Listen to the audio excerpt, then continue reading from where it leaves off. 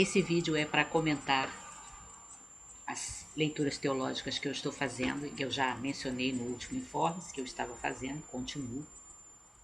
Mas não terminei nenhuma, são leituras que demandam um certo tempo. O primeiro é esse aqui,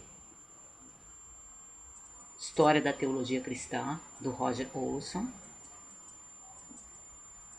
Eu já havia lido outros livros do Olson, inclusive um que ele escreveu em coautoria com Stanley Grenz, que é um autor canadense que eu gosto bastante. O Olson, eu não sei se ele é americano ou canadense, eu geralmente gosto dos canadenses, dos que eu cheguei a ler pelo menos. Mas seja americano ou canadense, eu estou gostando muito desse do Olson. Eu havia lido dele, né, apenas dele, o História das Controvérsias da Teologia Cristã, e agora estou lendo essa História da Teologia, né? E ele faz um prefácio aqui dizendo como esse livro nasceu de uma necessidade que ele sentiu enquanto professor de levar os seus alunos a irem para determinados livros, né, para estudarem essa questão mesmo de história da igreja e da teologia, como é que ela foi se desenvolvendo dentro da igreja, quais foram as figuras, né, principais que deram atenção a essa ou aquela doutrina e aí elas foram se desenvolvendo, os concílios e tudo isso, e que ele nunca ficava satisfeito com esses livros, né? E aí no prefácio ele fala sobre isso e fala que ele fez o possível para não dar um tratamento superficial a esses mais, né, esses 2000 anos de tradição cristã e de desenvolvimento de teologia, de discussão de teologia, mas cobrindo todo esse tempo, mas tentando não usar uma linguagem excessivamente técnica, né, mas ao mesmo tempo não ser superficial. E eu já avancei mais da metade, o livro tem cerca de 650 páginas, mais ou menos, fora as notas, essas coisas. Eu cheguei na 406 e eu acho que ele está conseguindo fazer isso. Está conseguindo dar conta dessa história da teologia, sem usar uma linguagem muito técnica, ainda que você tenha momentos que você tem que prestar mais atenção, porque não dá para ele simplificar demais, com o risco de trair, né, o pensamento de alguns autores, trair o pensamento de um Agostinho de Hipona, do Lutero, do Calvino e de outros que ele vai apresentando aqui, do Anselmo de Cantuária, mas ao mesmo tempo não ficar na superfície, né, dar esse tratamento profundo, tentar tornar mais claro possível e não usar tanto aquele jargão mesmo teológico, que aí o iniciante fica boiando, né?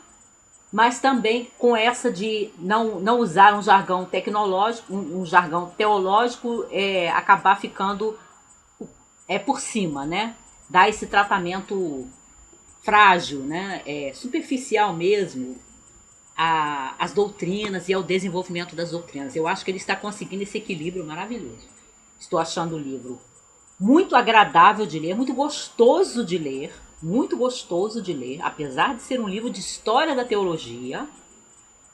E estou achando que ele, quando ele se demora mais, é justamente porque ele não quer ficar na superfície, não quer dar uma ideia falsa ou incompleta do pensamento desse ou daquele teólogo. Inclusive porque eu já conhecia muitos deles, já tinha lido outros livros de história da teologia, história da igreja, e eu pensei que eu já sabia, que eu ia só recordar, mas quando ele chega tanto no Agostinho quanto no Guilherme de Ockham, que ele passa e tem uma importância interessante, a maneira como ele se demora sobre o Guilherme de Ockham, que não é um pensador tão comentado assim, mas ele vai explicar, né, depois porque as influências que ele vai deixando, né, o legado que ele deixa para outros teólogos e filósofos que vêm depois dele.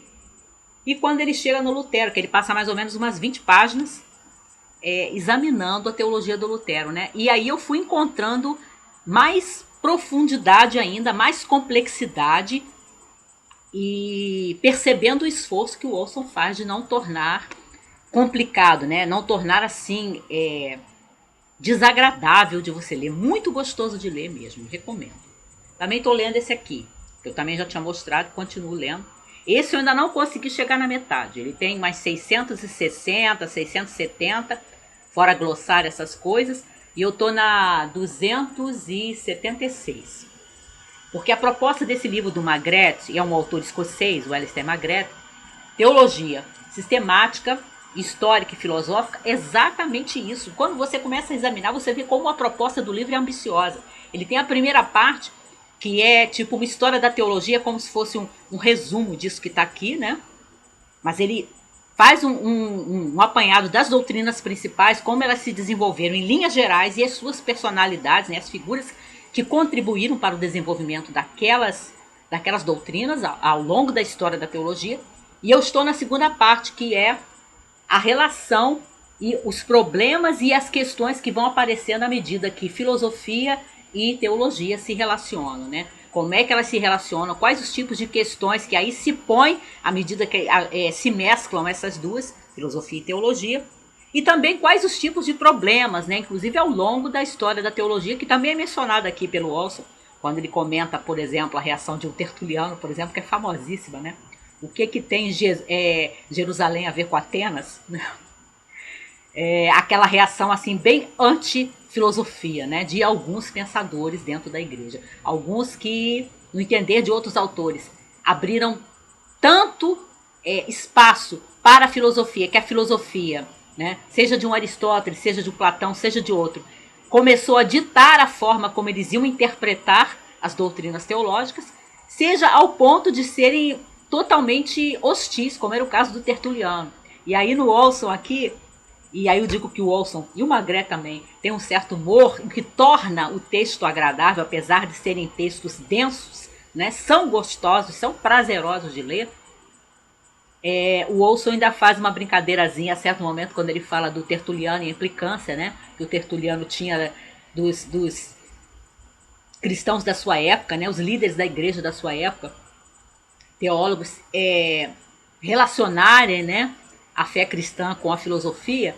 Ele diz que um tertuliano moderno seria o Calbat, né, que o Calbat também tinha uma implicância com isso. Mas o Calbat é assim um mal-humorado, um rabugento, do qual eu particularmente gosto muito.